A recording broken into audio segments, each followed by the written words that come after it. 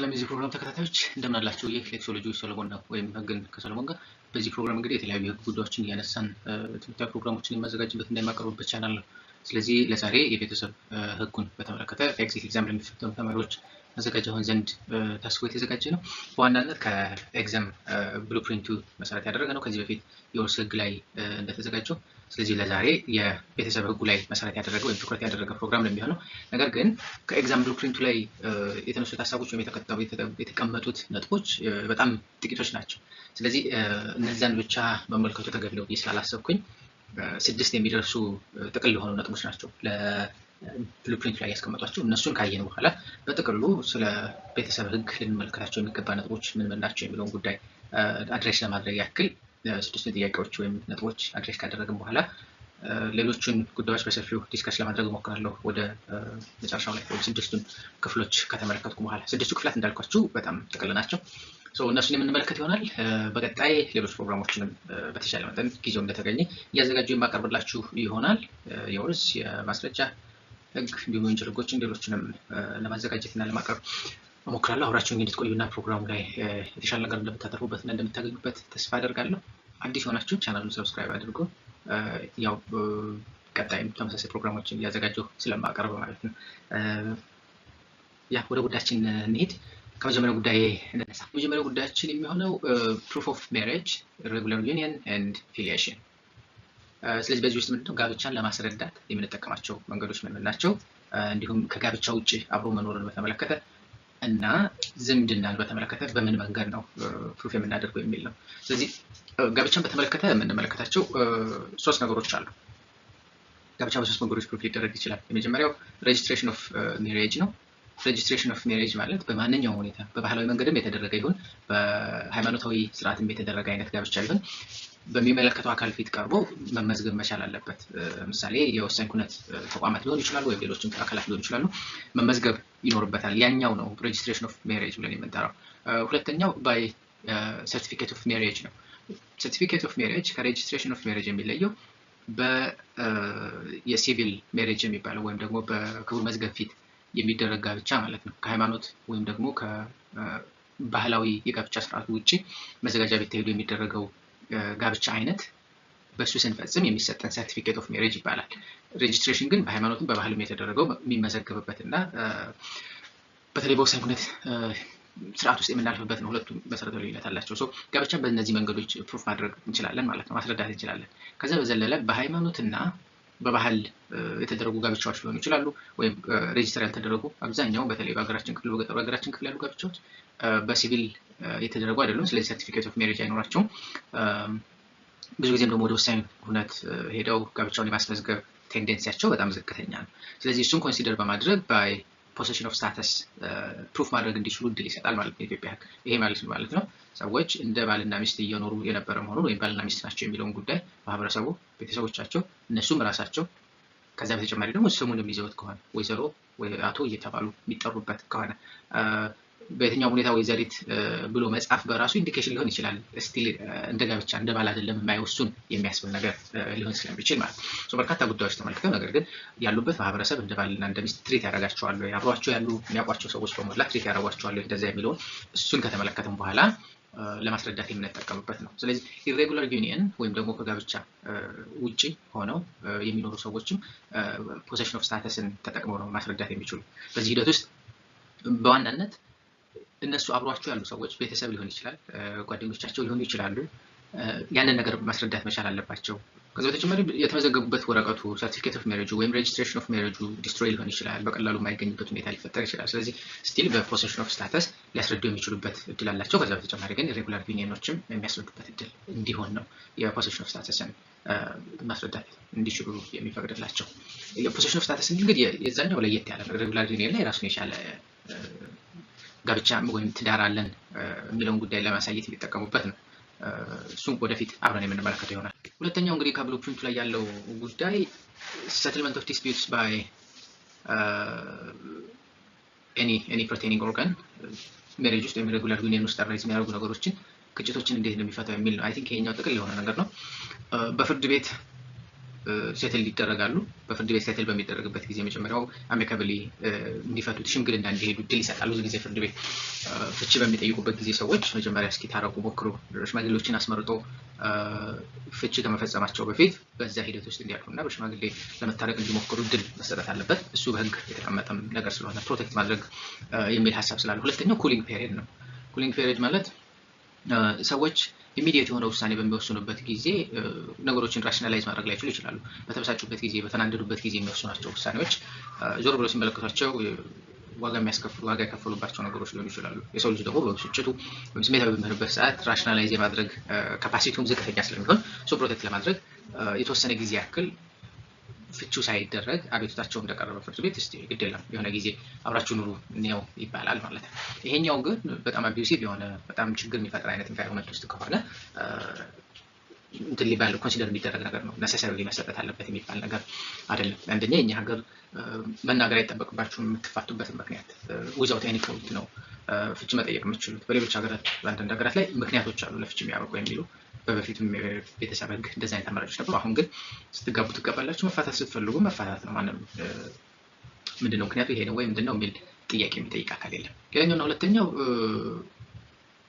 ከዛው ጋር የተያያዘ ነው። ይሄ ግጭቱን ፍርድ ቤት ወደ ውጭ ሄዳችሁ ፍቱት ካላቸው በኋላ በአርቢትሬሽን ወይም በግልግል ወይም በሽምግልና መፍታት የሚችሉበት ነው። ነገር ግን ፍርድ ቤት ከመሄዱ በፊትም ደግሞ አብዛኛው ነገር ፍርድ ቤት አይሄድም።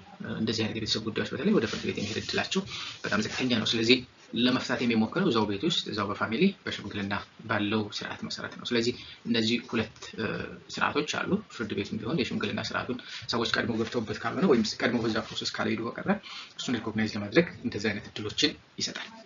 ሌላኛው identify the procedures to be followed to dissolve marriage and the legal effects thereto. ስለዚህ በጋብቻን ለማፍረስ ወይም ደግሞ ጋብቻ ይዟቸው የመጣቸውን ህጋዊ ውጤቶች በሙሉ ማፍረስ እንድንችል ልንከተላቸው የሚገባ ፕሮሲጀሮች ምንድናቸው የሚለውን ጉዳይ ነው። እንግዲህ ጋብቻን ለማፍረስ በሚካሄድበት ሂደት ውስጥ ጋብቻ እንዴት ይፈርሳል የሚለውን ጉዳይ መመልከት አስፈላጊ ነው። የመጀመሪያው ጋብቻ በህግ ይፈርሳል። በህግ ይፈርሳል ማለት ህግ በእነዚህ ምክንያቶች ይፈርሳል ብሎ እውቅና ሰጥቶ ያስቀመጠባቸው ሲቹዌሽኖች አሉ። ከነዛ ውስጥ አንደኛው ከተጋቢዎቹ አንደኛው መሞቱ ነው። በተፈጥሮም ሊሆን ይችላል ወይም በህግም ሞተ ተብሎ ኮንሲደር ሲደረግ፣ በተፈጥሮ ማለት ያው የተፈጥሮ ሞት ነው። በህግ ሞተ የሚባለው አንድ ሰው ሲጠፋ ነው ወይም ካልተገኘ ያለበት ካልታወቀና ለረጅም ጊዜ ጠፍቶ ከቆየ በህግ ፊት እንደሞተ ይቆጠራል። እነሱ ነገሮች ኮንሲደር ሊደረጉ የሚገባቸው ናቸው። ሁለተኛው ኢሴንሻል ኮንዲሽኖችን አንድ ሰው ጋብቻ ሲፈጸም መሟላት ያለባቸው ነገሮች አሉ። እድሜን በተመለከተ፣ ቤተሰብ ዝምድናን በተመለከተ የመሳሰሉት ነገሮች መሟላት አለባቸው። እነሱ በግልጽ የተቀመጡና ሊሟሉ ይገባል ተብሎ የተቀመጡ ነገሮች ናቸው። እነሱን ሳያሟሉ ከቀሩ ጋብቻው ፈራሽ ይሆናል። ሲፈርስ ግን ውጤቶች ይኖሩታል። እነዛ ውጤቶች በፍርድ ቤት ወይም በተለያየ መንገድ ሃንድል ሊደረጉ ይችላል። ነገር ግን ጋብቻ በህግም የሚፈርስባቸው ሁኔታዎች እነዚህ ናቸው። ሁለተኛው የሚፈርሰው በፍቺ ነው። በፍቺ እንግዲህ በእኛ ሀገር የፍቺ ስርዓት ውስጥ ቅድም እንደገለጽኩት it's a no fault based divorce system ነው የምንከተለው። ይሄ ማለት ነው ምክንያት ማስቀመጥ አይገባም። ፍቺ መጠየቅ ስትፈልግ ለምንድን ነው ትትባል እንደዚህ ያደርግልኝ አይደለም ወር እንደዚህ ያደርገችልኝ አይደለም ኦር ኮንሱሜት ካደረግን በጣም ቆይተናል፣ ከልክሎኛል ወር ተከለክለኛለች፣ የሰዎችን አትወልድም ትወልዳለች የሚል ምክንያት መስጠት አይጠበቅብንም። ፍቺ ከፈለክ ፍቺ ነው። ለነዚህ ደግሞ የሚቀመጡት ምንድነው ምክንያቱ ይሄን no fault based divorce system እንድንከተል ያደረገን የሚለው የመጀመሪያው ሰዎች ምክንያት ላይኖራቸው ይችላል። ያው ፍቅር ሲያልቅ ልክ ነው የሚለው ይባላል። ምክንያት ሳይኖራቸው ሰዎችን እንዲኖሩ ማድረግ ማለት አስኳል የሌለው እንቁላል እንደመሆን ነው። ሸል ብቻ ነው የሚሆነው። ከላይ ትዳር የሚመስል ነገር ውስጥ ግን ለነሱ ኑሯቸውን ኤግዛስት የሚያደርግ ድሬን የሚያደርግ ላይፍ እንዲኖሩ መፍረድ ነው የሚሆነው ማለት ነው። አንድ እሱ ነው። ሁለተኛው ጋብቻ መብት እንደሆነ ሁሉ ፍቺም መብት ነው። the right to divorce, the right to marriage አለ and the right to divorce አለ። ስለዚህ ይሄ መብትም ጭምር ስለሆነ ነው። ሌላኛው ይሄ ፎልት ቤዝድ ብናደርገው ፕሮብለም ፎከስድ ነው የሚሆነው እና ቢተር ይሆናል። የሁለቱም ፕሮብለማቸውን መነቃቀስ ነው የሚሆነው። እንደዚህ አርጋለች እንደዚህ አርጓል እንዴ የሁለቱን ከታችን በኋላ ቢሆን ጥሩ አይነት የጓደኝነትን በሉት የምንም አይነት ሪሌሽንሺፕ እንዳይኖራቸው የሚያደርግ ነው የሚሆነው። ፕሮብለም ፎከስድ የመሆን ባህሪ ስላለው ማለት ነው። ከዛ በተጨማሪ sometimes ፕሮብለሞቹ ሲፈጠሩ የማን ምን ያክል ፐርሰንት ነው የማን ምን ያክል ፐርሰንት ነው ለዚህ ኮንትሪቢዩት ያደረገው የሚለው ማወቅ አይቻልም። because አንደኛው ብዙ ያጠፋው ሰው ፍቺ ሊጠይቅ ይችላል እንደዚህ አርጋለች ብሎ። ነገር ግን በኋላ ሲጣራ ብዙ ፐርሰንት ነው ያጠፋው አንተ ነህ ቢባል አስቸጋሪ ነው የሚሆነው ተመሳሳይ ነገር ለሁለቱም ኮንትሪቢዩት ስለሚያደርጉ። ስለዚህ ኢቨን it's almost impossible to allocate the blame equally or measure የሚደረግ ነገር አይደለም በቁጥር አንተ ይሄን ያክል ነው ለዚህ ችግር መፈጠር ኮንትሪቢዩት ያደረገው አንቺ ይሄን ያክል ነው ኮንትሪቢዩት ያደረግሽው የሚል ግልጽ የሆነ ነገር ማስቀመጥ አስቸጋሪ ስለሚሆን እሱን ኮንሲደር ማድረግ ነው አንደኛው። ሶ እንግዲህ ዲቮርስ ስለ ፍቺ ስናወራ ሁለት ነገሮች አሉ። አንደኛው በሙቹዋል ኮንሰንት ሊፈጠር የሚችል ፍቺ ነው። በሙቹዋል ኮንሰንት ስንል ሁለቱ ሰዎች ተስማምተው በቃ መፋታት እንፈልጋለን ብለው ሁለቱ ተስማምተው ፈርመው የሚያቀርቡት ነው። ሁለተኛው ፔቲሽን ነው። አንደኛው መኖር ፈልጎ አብሮ ግን አንደኛው ደግሞ በቃኝ የሚል ከሆነና ያን ጥያቄ ማንሳት የሚፈልግ ሲሆን በፔቲሽን ፍቺ ሊጠየቅ ይችላል። ነገር ግን እዚህ ውስጥ አብረን እንድንመለከት የሚፈልገው ነገር ምንድነው? ኮንትራክት ኦፍ ሜሪጅ ነው። ስለ ፍቻቸው እዛ ላይ ማስቀመጥ ይችላል አይችሉም ወደፊት አብረን በደንብ የምንመለከት ይሆናል። ነገር ግን ፍቺው በሚፈጸምበት ጊዜ ልንመለከታቸው ከሚገቡ ነገሮች ውስጥ አንደኛው ስፔሻሊ ንብረትን በተመለከተ የሚኖረውን ኢፌክት ለማወቅ አንደኛው ኮንትራክት ኦፍ ሜሪጃቸው ነው። እዛ ላይ የግል ንብረት ብለው የተስማሙበት ነገር አለ ወይ፣ ከዚህ በኋላ ንብረትን በተመለከተ የተስማሟቸው ስምምነቶች አሉ ወይ የሚለውን ጉዳይ በትክክል መመልከት አስፈላጊ ነው። and the other would be የጋራ ዕዳዎች አሏቸው ወይ፣ ከጋብቻ በኋላ የሚመጡ ነገሮች ናቸው። ይሄ ሊኩዴሽን ፕሮሰስ ብለን የምንጠራው ማለት ነው። ሶ ኢፌክቱን ስንመለከት እንግዲህ ከጋብቻ በኋላ ፖስት ዲቮርስ ስቴጅ ላይ ብዙ ጊዜ በህግ ስርዓት ውስጥ ፍቺው ከተፈጸመ በኋላ ነው እነዚህኞቹ ሌሎቹ ጉዳዮች የሚመጡ። ስለዚህ ዲቮርስ አለ ፖስት ዲቮርስ ስቴጅ ብለን የምንጠራው ስርዓት አለ። ሶ በዛ ሂደት ውስጥ የመጀመሪያው እንግዲህ የቻይልድ ካስተዲ ኢሹ ነው የሚነሳው። እሱ ላይ ልጆችን ማን ነው ማሳደግ ያለበት፣ ልጆች ማን ጋር ነው መሆን ያለባቸው የሚሉት መሰረታዊ ጉዳዮች ዲተርሚን የሚደረጉበት ሁኔታ ነው። and እሱን ስንመለከት ደግሞ የልጆች መሰረታዊ ኢንትረስታቸው መታየት መቻል አለበት። እሱ ኮንሲደር ይደረጋል በመሰረታዊነት። and ማን ጋር ቢያድጉ ነው የሚሻለው፣ ማን ነው ጥሩ ኢኮኖሚ ያለው፣ ማን ነው ጥሩ ባህሪ ያለው፣ ማን ነው ጤነኛው ቤተሰብ፣ ማን ጋር ቢያድጉ ነው በብዙ መልኩ ሊጠቀሙ የሚችሉት። እስካሁን እድሜ ድረስ ሞር ኦፍ ልጆች እናታቸው ጋር ቢሆኑ ይባላል፣ ከሆነ ጊዜ በኋላ አባታቸው ጋር ቢሆኑ አይነት ኮንሲደሬሽኖች ይኖራሉ። ሶ ትምህርት ቤታቸው እናት ጋር ይኖሩ ይባል፣ እናት ሌላ ቦታ ሙቭ የምታደርግ ከሆነ ጓደኞች ሊያጡ ይችላሉ ወዘተ። እነዚህ ሁሉ ነገሮች ኮንሲደር መደረግ መቻል ይኖርባቸዋል እንደዚህ አይነት ውሳኔዎች በሚወሰኑ ጊዜ። ሌላኛው ሊኩዴሽን ኦፍ ፔኩኒያሪ ሪሌሽንስ ነው። ፔኩኒያሪ ሪሌሽንስ ስንል ንብረትን በተመለከተ ጋብቻ የሚፈጥራቸው ውጤቶች አሉ። ሰዎች ከተጋቡ በኋላ የግል ንብረት ማፍራት አይችሉም። ከመጋባታቸው በፊት ያላቸውን የግል ንብረት ሊያገኙ ይችላሉ። የግል ንብረት ሆኖ ሊቆይ ይችላል። በጋብቻ ውስጥ ያሉ ስጦታ ሊሰጥ ይችላል አንዳቸው ወዘተ። ከነዛ መንገዶች ውጪ አንደኛው የሚያገኘውን ገንዘብ ወይም እሷ የምታገኘውን ገንዘብ የግል ንብረት ነው ማለት አይችሉም። በጋብቻ ውስጥ ያሉ የሚገኝ በላባቸው የሚያገኙት ጥቅም በሙሉ የጋራ ነው የሚሆነው። እሱ ብዙም ሰራ እሷም ብዙም ሰራች ተመሳሳይ ነው ውጤታቸው የሚሆነው ማለት ነው። ስለዚህ እሱን በደንብ ሊኩዴት መደረግ አለበት። ሊኩዴሽን ስንል እንግዲህ አሁን ምሳሌ አንድ ትልቅ ቤት ካላቸው ያ ቤት 100% የሷ ነው 100% የሱ ነው 50-50 ብለንም የዛን ሰዓት መክፈል እንችላለን። የባልና ሚስት ንብረት ግማሽ እሷ ነው የሚባል ነገር የለም። ሙሉ እሷ ነው ሙሉ እሱ ነው፣ አገላለጹ እሱ ነው የሚሆነው። ስለዚህ ካላቸው ንብረት ወይም ሁለቱም የሚካፈሉት ንብረት የትኛው ነው የሚለውን ለመመልከት ልክ አንድ ውርስን ስንመለከት ለወራሾች ውርስ ከመድረሱ በፊት ዕዳ መከፈል አለበት፣ የወጡ ወጪዎች መከፈል አለባቸው ወዘተ። እዚህም ላይ እንደምንመለከተው ባልና ሚስት የወሰዷቸው ዕዳዎች፣ የተበደሯቸው ገንዘቦች፣ ያሉባቸው የተለያዩ ገንዘብ ነክ ነገሮች ካሉ እነዛ መጀመሪያ ሴትል መደረግ አለባቸው፣ የጋራቸው የሆኑት ነገሮች ማለት ነው። ኢቭን አንደኛው ግለሰብ የወሰደው ነገር በቤታቸው ላይ እንደዋለ ከተረጋገጠ ከአንደኛው ወደ አንደኛው ሽፍት ሊያደርግ የሚችልበት ሁኔታ ይፈጠራል። ሶ ጋብቻን በተመለከተ እንደዚህ አይነት ኢፌክቶች ያመጣል ፕሮፐርቲ ወይም ንብረትን በተመለከተ።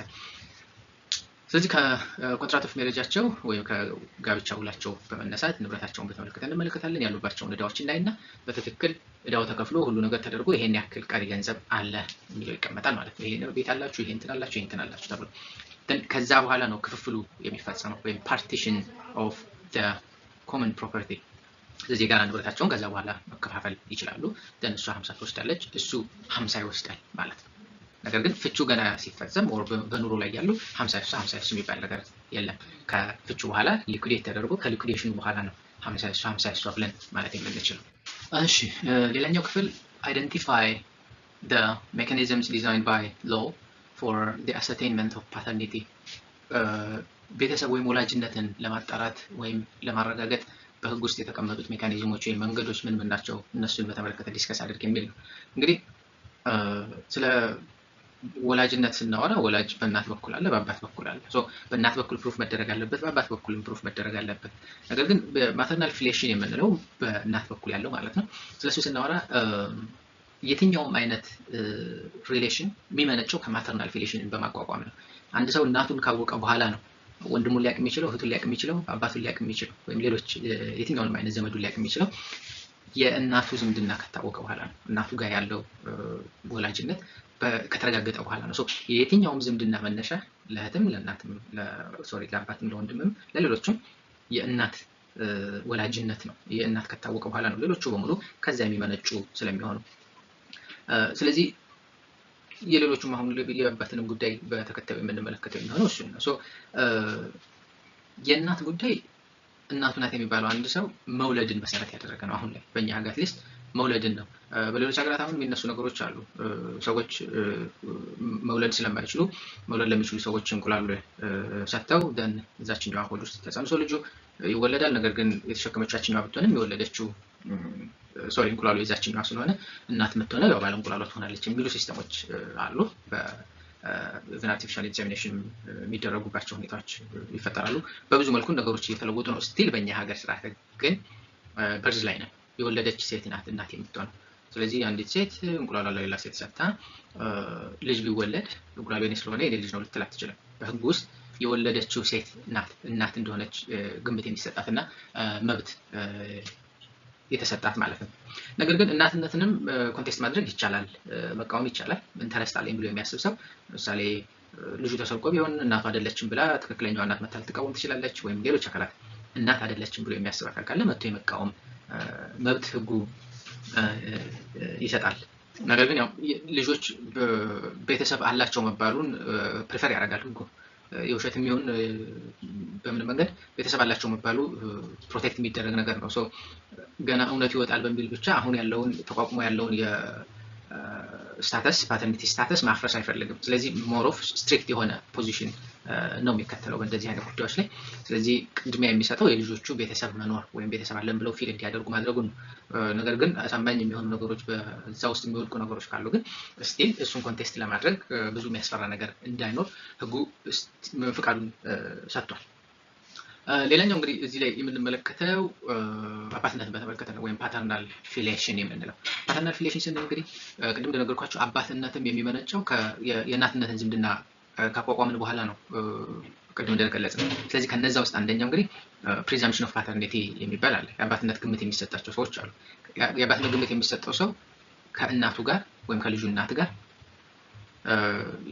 ሴክሹዋሊ ኢንቲሜት የነበረ ሰው ወይም ደግሞ የእናትየዋ ባል የነበረ ሰው ነው እውቅናው ሊሰጠው የሚችለው። በኢሬጉላር ዩኒየን ውስጥ የነበረ ሰው ሊሆን ይችላል፣ በጋብቻ ውስጥ የነበረ ሰው ሊሆን ይችላል። ነገር ግን በዛ ሲስተም ውስጥ ያለ ሰው፣ በዛ ስርዓት ውስጥ ያለ ሰው ፕሪዛምፕሽን ኦፍ ፓተርኒቲ ይኖረዋል ወይም እንደ አባት ግምት ይሰጠዋል ማለት ነው። ስለ ፕሪዛምፕሽን ስናወራ በጋብቻና ኢሬጉላር ዩኒየን የሆኑ ነገሮች በህግ እውቅና የተሰጣቸው ሪሌሽኖች መሆን አለባቸው እንጂ በማንኛውም ሁኔታ ውስጥ ያለ ነገር እሱ ፕሪዛምፕሽን ኦፍ ፓተርኒቲ ሊባል አይችልም። አንዲት ሴት ከአንድ ሰው ጋር ብቻ ነው ሴክስ ልታደርግ የምታደርገው የሚል ፕሩፍ ቢኖር እንኳን እሱ በፕሪዛምፕሽን ኦፍ ፓተርኒቲ የመወሰድ እድሉ አነስተኛ ነው የሚሆነው። እነዚያ ሰዎች እንደ ጋብቻ እንደ ባልና ሚስት መታየት ይኖርባቸዋል። እሱ ደግሞ የሚመጣው አንድ በመጋባት ነው፣ ሁለተኛው ኢሬጉላር ዩኒየን ብለን በጠቀስ ነው መንገድ ነው። ሁለተኛው አክኖሌጅመንት ነው፣ ማመን፣ ልጅን አምኖ መቀበል ወይም አባትነትን ማመን የሚሰኘው ሁኔታ ነው። እሱም በተመለከተ የመጀመሪያው ላይ ወይም በፕሪዛምፕሽን የተቀመጠ ነገር ከሌለ የሚል ነው። በዋናነት በዛ የተቋቋሙ ነገሮች ከሌሉ፣ ለምሳሌ ባል ከሌለ ወደ አክኖሌጅመንት ሊመጣ ይችላል። ባል እያለ ግን ቅድሚያ የሚሰጠው ባል እያለ ሚስት ብትወሰልትና ብታረግ ከሌላ ሰው ቀጥታ መጥቶ አክኖሌጅመንት ኦፍ ፓተርኒቲ ያለ ሰው ልጅ ነው ቢል በመሰረታዊነት ተቀባይነት ኖሮት የሚወሰድ ነገር አይደለም። በዋናነት ዓላማው ምንድነው? ከጋብቻ ውጭ ያሉ ወይም ከጋብቻ ውጭ የተወለዱ ልጆች፣ በዝሙት በተለያዩ መንገዶች የተወለዱ ልጆች ያለ አባት እንዳይቀሩ አባት ማመን እንዲችልና አባትነታቸውን ማግኘት እንዲችሉ መፍቀድ ነው። ከዛ ውጭ ግን በፕሪዛምፕሽን ኦፍ ፓተርኒቲ ወይም ባል ሆኖ ሚስቱ ወስልታ ልጅ እንደተወለደ ያወቀ ሰው ዲሶን ሊያደርግ ይችላል ወይም ልጅ አባትነቱን ሊክድ የሚችልባቸው የህግ ስርዓቶች አሉ። እሱን አብረን የምንመለከት ይሆናል ወደታች ስንደርስ። እንግዲህ አክኖሌጅመንት በምን መንገድ ሊደረግ ይችላል የሚለውን ጉዳይ ስንመለከት አንደኛው ሲቪል ስታተስ፣ የመዝገብ ሹም ኃላፊ ተብሎ የሚታወቁ ሰዎች እነሱ ፊት ቀርበው ቃሉን በመስጠት በመናገር ልጁ የሱ እንደሆነ በመናገር ሊያደርገው ይችላል። ሁለተኛው ሰዎች ኑዛዜ በሚያደርጉበት ጊዜ ልጃቸው እንደሆነ የሆነ ሰው ሊያስቀምጡ ይችላል። እሱኛውም አክሰፕተብል የሆነ በህግ ፊት ውጤት ሊኖረው የሚችል መንገድ ነው። ከዛ ውጭ በየትኛው መንገድ ቢሆን በኦቶሪቲ ባለው ወይም ስልጣን ባለው አካል አቴስት የተደረገ ወይም ማህተም የተመታበት ሊሆን ይችላል፣ አውተንቲኬት የተደረገ ዶክመንት ሊሆን ይችላል። በእነዚያ መንገዶች ውስጥ ፕሩፍ ማድረግ ከተቻለ እና እንደዚህ አይነት ዶክመንቶች ከተገኙ ስቲል አክኖሌጅ እንዳደረገው ቅቡልነት ኖሮት ሊወሰድ የሚችልበት ነው። ይህ አክኖሌጅመንት መደረግ ያለበት ፐርሰናሊ በሰውየው ነው። ልጄ ነው ብሎ በሚያምነው አካል በዛ ሰው ቀጥታ ነው መደረግ ያለበት። ምሳሌ ሰውየው ከሞተ በኋላ አክኖሌጅ ሲያደርግ ልጆቹ አባታችንን ይመስላል ኦር ትመስላለች በሚል ብቻ አክኖሌጅ ማድረግ አይችሉም። ኦን ቢሃፍ ኦፍ ሂም አክኖሌጅመንት ሊሰጡ የሚችሉበት እድል ወይም መብትም የላቸው። ሌላው የልጁ መብትስ ጉዳይ በተመለከተ የሚል ነው። አክኖሌጅ ስለተደረገ ብቻ አባት ነው አይባልም። በተለይ እድሜው ደርሶ ከሆነ 18 ዓመት ከሞላው አባትህን ትቀበላለህ ወይስ አትቀበልም የሚል ጥያቄ መጀመሪያ ያስፈልገዋል። ልጁ ከተቀበለ ነው ከዛ በኋላ ሰውየው አክኖሌጅ ቢያደርግም ጭምር ልጁ ካልፈለገ ስቲል አባትነቱ ውጤት አይኖረውም። ወይም አባት ነኝ በሚል ብቻ ያ ልጅ የእሱ ልጅ ነህ ተብሎ ግዴታ ውስጥ የሚገባበት ሁኔታ የለም። ነገር ግን ህፃን ከሆነ በተለይ አሁን እንደተወለደ 18 ዓመት ሳይሞላው ከሆነ እናቱ በህይወት ካለች የእናቱ ማኒፌስቴሽን ነው የሚሆን። እናቱ ትቀበላለች ወይስ አትቀበልም? እናቱ አባት ነው ብላ ከተቀበለች አባትነቱ ይቀጥላል። አንደኛው እንግዲህ አሁን አክኖሌጅ ካደረገ በኋላ አንድ ሰው ልጅ ነው ብሎ ከተቀበለ በኋላ የሆነን ሰው መልሶ ደግሞ አይ ልጅ አይደለህም ማለት አይችልም። ምክንያቱም የልጁ ሞራል ላይ ችግር ስለሚፈጠር። ስለዚህ አክኖሌጅመንት ኢትስ ነን ሪቮካብል ነው። ሪቮክ ሊደረግ የሚችልባቸው ሁኔታዎች አሉ። ወይም ይሄን አክኖሌጅመንት ወይም ልጅ ነው ብሎ ያመነው ሰው ህፃን ከሆነ 18 ዓመት ያልሞላው ልጅ ከሆነ አባት የተባለው 18 ዓመት ሲሞላው ነው በሚል ሪቮክ ሊያደርግ ይችላል። ይሄ የተፈቀደ ነው። ሁለተኛው አነልመንት ኦፍ አክኖሌጅመንት ነው። አንል ሊደረግ ወይም ሊፈርስ የሚችልባቸው ሁኔታዎች አሉ። ሰውየው ተገድዶ ሊሆን ይችላል። ሰምታይምስ ልጄ ነው ብሎ እንዲናገር አስገድዶት ሊሆን ይችላል። ሰዎች እንዲጽፍ አስገድዶት ሊሆን ይችላል ወዘተ። እነዛ ነገሮች በተረጋገጡ ጊዜና እውነት ሆነው በተገኙ ጊዜ ሰውየው ልጅነቱ ወይም አባትነቱን የመካድ ወይም የማንሳት መብት ተሰጥቶታል በህጉ መሰረት። ሌላኛው እንግዲህ ጁዲሻል ዲክላሬሽን ነው። እንግዲህ አንድ ልጅ ሁለት አባት ባንዴ ሊኖረው አይችልም። አትሊስት ቴክኒካሊ ሌጋሊ ስፒኪንግ ሜዲካሊ አይ ሃቭ ኖ አይዲያ አትሊስት ሌጋሊ ስፒኪንግ ግን ሁለት አባት ሊኖረው አይችልም አንድ ልጅ። ስለዚህ እንደዚህ አይነት ሁለት አባት ግጭት ሊነሳ ይችላል። ሁለት ሰዎች አክኖሌጅ ማድረግ ሊፈልጉ ይችላሉ። የመሳሰሉት በተለያየ መንገድ ጥያቄዎች ሊነሱ ይችላሉ። እነዚህ አይነት ነገሮችን ፍርድ ቤት ቀርበው ፍርድ ቤት ጁዲሻሊ ዲክሌር ሊያደርግ ይችላል። በትክክል የቀረበው ማስረጃ የቱ ነው በሚለው እሱን መዝኖ ውሳኔ የሚያሳልፍበት ሁኔታ ይፈጠራል። ሞር ኦፍ የኛው የጁዲሻል ዲክላሬሽኑ ኢትስ ሜቶድ ኦፍ ሬጉሌቲንግ ኮንፍሊክት ኦፍ ፓተርኒቲ። ሌላው እንግዲህ እዚህ ጋር አብረን የምንመለከተው ዲስኦኒንግ ነው፣ ልጅን መካድ። በዚህ መንገድ የመጣንባቸውን ነገሮች እውቅና ከሰጠን በኋላ ልጆች ሌጂቲሜት የሆኑ ነገሮች እንዲኖሩ መብት ከተሰጠ በኋላ ለማቋቋም ነገር ግን ደግሞ ትክክል አይደለም ተብሎ የሚታሰቡ ነገሮች ካሉ ዲስኦን እንዲያደርግ እድል ይሰጣል። አባት የሆነ ሰው አባት እንዳልሆነ ሲያረጋግጥና ሲያውቅ ልጁን መካድ እንዲችል ወይም አባትነቱ እንዲወርድለት መጠየቅ እንዲችል ህጉ መብት ሰጥቷል ማለት ነው። እንግዲህ አንደኛው ፕሩፍ የምናደርግበት ፊሊዬሽንን በምንድን ነው? የመጀመሪያው እንግዲህ የልደት ሰርቲፊኬትን በመውሰድ ነው። ልደት ሰርቲፊኬት ካለ ልደት ሰርቲፊኬት በቀላሉ ፕሩፍ ሊያደርግልን የሚችል ነው። ሁለተኛው ልደት ሰርቲፊኬት ከሌለ ወይም ከጠፋ ወዘተ በስታተስ መልክ ስለሚታይ በምስክርም ልናስረዳ እንችላለን። ኦር በመሳሰሉት መንገዶች ፍርድ ቤት ነው የሚፈቅደው። እንደዚሁ ተጽፎ የተገኙ ነገሮች ኦር የመሳሰሉት ወዘተ ማስረዳት የምንችልባቸው መብቶች አሉ። ነገር ግን በዋናነት ሪከርድ የተደረገ የበርዝ ሰርቲፊኬት ሊኖር ይችላል። የመሳሰሉት ዶክመንተሪ የሆኑ ኤቪደንሶችን በመጠቀም ማስረዳት እንድንችል ቅድሚያ እድሉን ይሰጠናል። ሌላኛው ዲስከስ the rationale behind adoption and the obligation to supply maintenance የሚለውን ጉዳይ ነው። ይሄኛው ከጉዲፈቻና የሰፕላይ ኦፍ ሜንቴናንስን በተመለከተ ዲስከስ የምናደርግበት ነው። ቤተሰቦቹን መርዳት በተመለከተ ማለት ነው። ሰፕላይ ኦፍ ሜንቴናንስ የምንለው እንግዲህ ከምን መጣ የሚል ነው። ኦብሊጌሽን ኦፍ ሰፕላይ ሜንቴናንስ በምን ምክንያት? አሁን አንድ ቤተሰባችሁ ተጎድቶ ብታገኙት፣ ታሞ ብታገኙት ያን ቤተሰባችሁን የመርዳት ኃላፊነት አለባችሁ፣ ግዴታ አለባችሁ። ከዚያ የሚመነጭ ነው። አንደኛ እነዚህ ግዴታ አለባችሁ ተብሎ የተቀመጡት ሰዎች በጣም ቅርቦቻችሁ ናቸው። ምሳሌ ብንመለከት ሚስትህ፣ ወደ ላይ የሚቆጠሩ ቤተሰቦችህ፣ እናት አባትህ፣ ልጆችህ፣ እህቶችህና ወንድሞችህ ናቸው። እነዚህን ተቸግረው እያየህ ማድረግ ማትችልባቸው ወይም ማድረግ ማትፈልግባቸው ሲቹዌሽኖች አሉ ተብሎ ግምት አይወሰድም።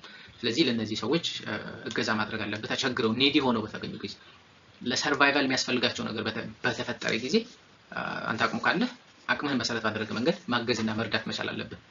አንተ እየበላህ እነሱ ተርቦ ማደር ስለሌለባቸው ያንን ኃላፊነት የሚፈጥር ነው። እነዚህ ኢቭን የሰፕላይ ሜንቴናንሶቹ ባለዕዳዎች ሊወስዷቸው አይችሉም። አንድ ሰው ድሃ ሆኖ የሚበላው አጥቶ ተቸግሮ ነገር ግን ልጁ እየረዳው ከሆነ ልጅ ይረዳሃልና ገንዘብ ብሎ የልጁን ገንዘብ ለዕዳ ማስያዣ መጠየቅ አይችልም። ይሄ በፍጹም የተከለከለ ነው። ቢኮዝ እነዛ ያ ገንዘብ እርዳታ የሚደረገው ፎር ላይክ ሰርቫይቫል ነው፣ ለመብላት፣ ለልብስ፣ ሄልዝ ኬር፣ ለትምህርት የመሳሰሉ መሰረታዊ የሚባሉ ነገሮች ላይ ስለሆነ እነዛን ነገሮች ቀምቶ ገንዘቡን ለሌላ ሰው በሲቪል ኦብሊጌሽን ላለው ሰው መስጠት የሚፈቅድ አይደለም። ስለዚህ እነዛ ነገሮች የተፈቀዱ አይደሉም በመርህ ደረጃ አትሊስት። ሁለተኛው የጉዲፈቻን ስንመለከት ጉዲፈቻን የምናየው እንግዲህ ብዙ ዴፊኒሽን የሚያስፈልገው ነገር አይደለም። ማን ነው ጉዲፈቻ ሊወሰድ የሚችለው ሊደረግ የሚችለው? 18 ዓመት ያልሞላው ልጅ መሆን አለበት። 18 ዓመት የሞላውን ሰው ጉዲፈቻ መውሰድ አይቻልም። አንድ ሁለተኛው ጉዲፈቻ ማድረግ የሚችል ሰው 28 አትሊስት 25 ዓመት ሊሆን ይገባል። የተጋቡ ሰዎች ከሆኑ ሁለቱም 25 ላይ ሞላቸው ይችላል፣ ችግር የለውም። አንደኛው ግን አትሊስት 25 ዓመት ሊሞላው ይገባል። ሶ ኢፌክቱ ምንድነው የሚሆነው? ጉዲፈቻ ከተወሰደ በኋላ ከነበረው ከዋናው ፋሚሊው ጋር ያለው ሪሌሽን አይቋረጥም። ሁለት ቤተሰብ ይኖረዋል ማለት ነው። ኢፌክቱን በተመለከተ የጉዲፈቻ ያደረገው ሰው የዛ ልጅ ሆኖ ይቆጠራል። ከልጆቹ እኩል ነው የሚቆጠረው።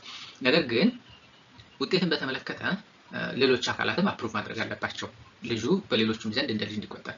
ምሳሌ እኔ ልጅ አዳፕት ማድረግ ብፈልግ የኔን እናትና አባት አያቶች ብሎ መጥራት እንዲችል ወይም መካፈል እንዲችል የነሱን ንብረት ወዘተ የኔ እናትና አባትም አክኖሌጅ ሊያደርጉት ይገባል ወይም ፈቃዳቸውን ሊሰጡ ይገባል። ለዛ ልጅ አዳፕሽኑን ፈቃድ ሊሰጡት ይገባል ማለት ነው። ሶ የጉዲፈቻ እንትን ከተደረገ በኋላ አንለስ የልጁን ችግር የማይፈጥር ከሆነ የልጁን ሜንታሊቲ አፌክት የማያደርግ ከሆነ ሪቮክ የሚደረግ ነገር አይደለም። የውጭ አካላትን በተለይ ወደ ሀገር ውስጥ አዳፕሽን ቅድሚያ መስጠት የሚባሉ ፕሪንሲፕሎች ነበሩ። አሁን ላይ የውጭዎቹ አካላት የሆኑ ተመሳሳይ ስርዓት ነው የሚከተለው። ሰው ዋናው ነገር ልጁ ቢያድግ ምን አይነት ኢንቫይሮንመንት ውስጥ ነው የሚያድገው፣ የተሻለ ህይወት ያገኛሉ የሚለውን ጉዳይ ዲተርማይን ማድረግ ነው የሚሆነው። ሶ የተጋቡ ሰዎች ወይም ያልተጋባ ሰው ሚስት የሌለው ሰው ወይ ባል የሌላት ሴት አዳፕሽን ማድረግ ትችላለች ወይ የሚል ጥያቄ ሊነሳ ይችላል። በህግ ውስጥ እንደ ሪኳየርመንት የተቀመጠ ነገር አይደለም። ነገር ግን ፕራክቲካሊ ቤተሰብ የሆኑ ሰዎች ወይም የተጋቡ ሰዎች ፕሪፈር ይደረጋል። አንድ ሰው እናትና አባት ባለበት ቤት ውስጥ ቢያድግ ይመረጣል። ሰው በመርህ ደረጃ አንድ ያላገባ ሰው እና ሁለት ላይክ የተጋቡ ሌሎች ሰዎች ቢመጡ ዴፊኒትሊ በሌሎች ነገሮች እኩል ከሆኑ ማግባታቸው እንደ ፕላስ ፖይንት ተወስዶ ልጁን እነሱ እንዲወስዱትና እንዲያሳድጉት እድሉ የሚሰጥበት ስርዓት እንዳለ ይገለጻል። ልጆችን በተመለከተ ልጅ የሌለውና ልጅ ያለው ዋናውና መሰረታዊ ነገሩ ምንድነው ማየት ያለብን? እነዚህ ነገሮች ሲነሱ ልጁን አፌክት ሊያደርገው ይችላል ወይ? አሁን ምሳሌ እንዴት ሴት የ7-8 ዓመት ልጅ ገና የተወለደ ህፃን ልጅ ያለበት ቤት ብትይ ፕሮባብሊ ሰራተኛ ሊያደርጓት የሚችሉበት ሁኔታ ሊፈጠር ይችላል። ስለዚህ እንደዚህ አይነት ነገሮች ልጅ ጠባቂ አድርገው ሊያስቆሯት ይችላሉ። ሶ እነዚህ አይነት ነገሮችን ኮንሲደር ማድረግ ይገባል እንጂ ልጆች መኖራቸው በራሱ የአዳፕሽን ወይም የጉዲፈቻ ጉዳዩን ፕሮብሌማቲክ እንዲሆን አያደርገውም። ሶ ኢፌክት ዋይዝ እንዳልኳችሁ ቅድም ጋብቻ ላይ ኢፌክት ይኖረዋል። ምሳሌ አንድ ሰው አዳፕት ያደረጋትን ልጅ ማግባት አይችልም። እዛ የተጋቡት ልጅ የሰውየው ልጆችና አዳፕት የተደረገችው ልጅ ማግባት አይችሉም። እህትና ወንድም ናቸው። ልጅ ሆነች ማለት ነው። የእሱ ልጆች ማግባት የሚከለከሉ ሰዎች በሙሉ ያችን በጉዲፈቻ ያመጣትንም ልጅ ማግባት እንዳይችሉ ህግ ይከለክላቸዋል። ሰው በጋብቻ መንገድ ውጤት አለው፣ በውርስ መንገድም ተካፋይ ነው የሚሆነው። ከዛ በመቀጠል እርዳታ በሚያስፈልግ ጊዜ ቅድም እንዳነሳም ሰፕሊሜንተንስ በሚያስፈልግ ጊዜ እንደ ልጆቹ ስለሚቆጠር ለልጆቹ መደረግ ያለበት ነገር ለዚህኛው መደረግ እንዲኖርበት ህግ ያስገድዳል። እንግዲህ ከዚህ መጀመሪያ አካባቢ ሲጀምር እንደገለጽኩ እንደነበረው በዋናነት የተቀመጡት ጥያቄዎች ሊመለሱ ይገባል ተብለው በብሉፕሪንቱ ላይ የተቀመጡት እነዚህ ጥያቄዎች ናቸው፣ እነዚህ ነጥቦች ናቸው። ነገር ግን እነዚህ በቂ ናቸው ብዬ አላሰብኩኝም። ሰው በጥቅሉ ስለዚህ ጉዳይ ወይም ስለ ቤተሰብ ህግ ጉዳይ ልንመለከታቸው የሚገቡ ጉዳዮች ምን ምን ናቸው የሚለውን በተወሰነ መንገድ ነካ ለማድረግ ሞክራለሁኝ። ሙሉ በሙሉ ላልሄድበት እችላለሁ፣ ነገር ግን አንዳንድ ነገሮችን ለመመልከት ሞክራለሁ። እሱን በመመለከትበት ጊዜ እንግዲህ በሶስት መንገድ ላስቀምጣቸው እችላለሁ። የመጀመሪያው ከጋብቻ በፊት ያለው ፓርት ምንድን ነው፣ እዛ ውስጥ መሟላት ያለባቸው መደረግ ያለባቸው ነገሮች ወዘተ ምንድን ናቸው የሚለውን ጉዳይ መመልከት ነው፣ ፕሪሜሬጅ። ሁለተኛው ሜሬጅ ውስጥ ነው፣ ጋብቻ በራሱ በምን መንገድ ይፈጸማል፣ እንዴት ይፈጸማል፣ ምን አይነት ውጤቶች ይኖሩታል ወዘተ የመሳሰሉት ነገሮችን እንመለከትበታለን። እሱ ጋብቻ ልንለው እንችላለን። ሶስተኛው ፖስት ሜሬጅ የምንለው ወይም ዲቮርስን ተከትሎ የሚመጣ ነው። ፖስት ሜሬጅ ላይ ከጋብቻ በኋላ ወይም ጋብቻቸውን ኑረው በተለያየ መንገድ ሊበቃቸው ይችላል ሰዎች። የሚፈርስባቸው አጋጣሚዎች ይፈጠራሉ። እንዳልኳቸው በህግ ሊፈርስ ይችላል፣ በፍቺም ሊፈርስ ይችላል። እሱን በተመለከተ እንመለከታለን። ዲቮርስ ምን አይነት ውጤቶች ይኖሩታል የሚለው እንመለከትና ከዛ በዘለለ ደግሞ ኢሬጉላር ዩኒየን ወይም ደግሞ ይሄ ሳይጋቡ አንድ ላይ መኖር የሚለውን ጉዳይ በተመለከተ ምንድነው የሚለውን ሰምሃው የሆነ ጥቅል የሆነ ነገር ለማየት እንሞክር። እንግዲህ ጋብቻ ውል አይደለም፣ ምክንያቱም ገንዘብን የተመለከተ ነገር ስላል አይደለም። ውል አንደኛውና መሰረታዊ ኤሌመንቱ ሰዎች የሚያደርጉት ስምምነት ገንዘብ ነክ መሆን አለበት። ጋብቻ ውስጥ ሲገባ ግን ገንዘብን መሰረት ያደረገ አይደለም። ይሄ ማለት ግን ገንዘብ ነክ ግንኙነት የላቸውም ማለት አይደለም። ከዚህ በፊት ለመጥቀስ እንደሞከርኩት የጋብቻ ውል ይኖራል። የጋብቻ ውል ሰዎች ወደ ትዳር ከመምጣታቸው በፊት ይዘውት የነበሩትን ንብረት እንዴት እንደሚያስተዳድሩ ንብረታቸውን በተመለከተ ማን ምን ንብረት የመሳሰሉትን ጥያቄዎች ሴትል የሚያደርጉበት ዶክመንት ነው የጋብቻ ውል እንጂ ለዚህን ያክል ጊዜ የምናገኘው ገንዘብ የኔ ነው፣ አንቺ የምታገኘው ገንዘብ የራስሽ ነው የሚል ስምምነት መስማማት አይችሉም። እንደዚህ አይነት ስምምነት ማድረግ አይችሉም። እንደውም ከዚህ በፊት የጋብቻ ውል ላይ ምን አይነት ጥያቄ ነበር? ፍቺ እንዲደረግ ጥያቄ ያነሳ ሰው ወይም ፒቲሽን ያነሳ ሰው ሙሉ የንብረት መብቱን ያጣል የሚል ስምምነት ማድረግ ቢፈልጉ ማድረግ ይችላል ወይ የሚል ነው። እንደዚህ አይነት ጥያቄዎች ነበሩ። ከአንዳንድ ጓደኞች ጋር ለማውራት ጥረት አድርጌ ነበር፣ ግን ሀሳቡ የተለያየ ነው በሁለት መንገድ። የኔ ሀሳብ ፐርሰናሊ እንደዚህ አይነት ስምምነቶች መፈቀድ የለባቸውም። ቢኮዝ አንድ ሰው ገንዘቤን አጣለሁ በሚል ፍራቻ ብቻ ጋብቻ ውስጥ እንዲቆይ ማድረግ ነው። ስለዚህ አንደኛው የራይት ቱ ዲቮርስን የሚጥስ ነው የሚል ሀሳብ ነው። በሌላ በኩል ደግሞ ኖት ነፃነታቸው ነው፣ ውል ነው። ይሄ ከተስማሙ ምንም ይሄ ነው ብሎ ሊሚት የሚያደርገው ነገር የለም። ስቲል የጋብቻ ውል ነው፣ ስቲል ንብረታቸውን ነው። እንደዚህ ካደረግ ሙሉ ንብረት ላይክ ንብረትን ታጣለህ፣ ወር ንብረት እንደዚህ ይሆናል ነው። ፍቺውን ሳይሆን ንብረቱን የተመለከተ ስምምነት ነው ያደረጉት የሚል ነው። ለእኔ ደግሞ ፍቺውን የተመለከተ ስምምነት ነው ብዬ ስላሰብኩኝ በጋብቻ ውል እንደዚህ አይነት ስምምነቶች ማድረግ አይችሉም የሚል እምነት አለኝ። እሱን ወደፊት ሁኔታዎች ሲፈጠሩ የምናየው ይሆናል። ነገር ግን ፕሪሜሬጅ ላይ ስንመለከት መሟላት ያለባቸው ነገሮች አሉ። ከጋብቻው በፊት እድሜን በተመለከተ 18 ዓመት በላይ የሆናቸው ሰዎች መሆን አለባቸው። ሰምታይምስ በልዩ ሁኔታ 16 ዓመት ሊፈቀድ የሚችልባቸው ሁኔታዎች አሉ። ሰዎች መገኘት አለባቸው በውክልና እንዲሁ በተለየ መንገድ ኤክሰፕሽናል የሚፈቀድባቸው ሁኔታዎች አሉ። ካልሆነ ግን በአካል መገኘት አለባቸው ሰዎቹ ጋብቻውን ለመፈጸም። ኤንድ ከእድሜ ውጭ ዝምድና በተመለከተ አንድ ሰው ከእህቱ ጋር ሊጋባ አይችልም፣ ከወንድሙ ጋር፣ ከእናት ከአባቱ፣ ከጉዲፈቻ እህት ወንድሙ፣ ከአክስቱ ካጎቱ፣ ከዛ በኋላ ያሉ አካላትን ነው ሊያገባ የሚችለው። ወደ ላይ ያሉና ወደ ታች ያሉትን ማግባት አይችልም። ወደ ጎን እህትና ወንድም፣ አክስትና አጎትን ማግባት እንደማይችል ያስቀምጣል። እነዚህ አይነት ሪኳየርመንቶች መሟላት አለባቸው። ነገር ግን እነዚህ ሪኳየርመንቶች ሳይሟሉ ቀርተው አንድ ሰው እድሜው ሳይደርስ የተጋባ ከሆነ ኦር ዘመድ የሆነን ሰው አግብቶ ቢሆን ጋብቻው ከነመጀመሪያው በቃ ውድቅ ነው የሚባል አይደለም፣ ፈራሽ ይሆናል። ጥያቄው በተነሳ ጊዜ የሚመለከተው አካል ጥያቄውን ባነሳ ጊዜ ጋብቻው ፈራሽ የሚሆንበት እድሉ ሰፊ ነው ከተረጋገጠና እነዚያ ሪኳየርመንቶች እንዳልተሟሉ ከታወቀ። ነገር ግን ከመነሻው ገና ፈራሽ ነው የሚል ውሳኔ ላይ የሚያስደርስ ጉዳይ አይሆንም። እሱም በጥንቃቄ መመልከት ያስፈልጋል። ባጭሩ ኢትዮጵያ ውስጥ ቮይደብል እንጂ ቮይድ የሆነ ሜሬጅ የለም። ቮይድ ስንል ከመነሻው ምንም አይነት ኢፌክት ሊያመጡ የማይችሉ ማለት ነው። ኢቨን አንድ ሰው እህቱን ቢያገባ ሜሬጁ ቮይደብል ነው የሚሆነው። ሰው በጋብቻቸው ሂደት ውስጥ እያሉ ንብረት አፍርተው ከሆነ ያንን ንብረታቸውን ስቲል ባልና ሚስት ሲፋቱ እንደሚካፈሉት ነው የሚካፈሉት። ልክ ፕሮፐርቲ ዋይዙ ያለውን ውጤት በተመለከተ በደንብ ሬጉሌት ማድረግ የሚችሉበት ወይም መብታቸውን መጠየቅ የሚችሉበት ሁኔታዎች ይፈጠራሉ እንጂ ሙሉ በሙሉ ቮይድ ተደርጎ እንዳልነበር ይቆጠራል የሚል ድምዳሜ ውስጥ የሚያስገባ አይደለም። ከዛ በተጨማሪ እንግዲህ ስለ ቅድመ ጋብቻ ስናወራ እጮኝነት እንደምናነሳው በእርግጥ በፌዴራል ሕጉ ውስጥ እጮኝነት እውቅና አልተሰጠውም። ነገር ግን በተለያዩ የቤተሰብ ሕጎች ውስጥ በተለይ በክልሎቹ እጮኝነት እውቅና ተሰጥቶታል። ሞር ኦፍ የውል ኢሹም ተደርጎ ሊወሰድ ይችል ይሆናል በፌዴራል መንግስቱ። ነገር ግን በክልል ህገ መንግስት ቤተሰብ ሕጎች ውስጥ ቤትሮታል ወይም እጮኝነት እውቅና ተሰጥቶታል። በዚህ ሂደት ውስጥ ምንድነው አንድ ሰው ሚስቴ ትሆናለች ብሎ ያሰባትን ሴት ለእጮኝነት ቀለበት ሊያስር ይችላል፣ ኦር የእጮኝነት ውል ሊያደርግ ይችላል። ያ ውል የተወሰነ ጊዜ ነው ሊቆይ የሚችለው፣ ይገስ 2 ዓመት ይመስለኛል። በዚያ ሂደት ውስጥ የማይስተካከል ከሆነ ግን ኦር አንደኛው ሆኖ ብሎ ካፈረሰ ምሳሌ እጮኝነት ተብሎ ሚስት ሴቷ ከሌላ ሰው ጋር ብትል ኦር መጋባት ባትፈልግ ያ ሰው እሷን ተማምነው ያወጣቸው ወጪዎች ለቀለበት ሊሆን ይችላል፣ ለጋብቻ ዝግጅት ሊሆን ይችላል፣ ለተለያዩ ነገሮች ያወጣቸውን ወጪዎች መክፈል ይኖርባታል። እነሱ መመለስ ይኖርባታል፣ መክፈል ይኖርባታል፣ ኮምፐንሴት ማድረግ ግዴታ ይኖርባታል የሚል ጥቅል የሆኑ ከውል ጋር ተመሳሳይነት ያላቸው ነገሮችን ያስቀምጣል። በዋናነት ስለ ቤትሮታል ስናወራ ሌላ ፕሪሜሬጅ ላይ ልናነሳ የምንችለው ነገር ሌላው እንግዲህ ሁለተኛው እንግዲህ ሰዎቹ ጋብቻ ገቡ እንበል።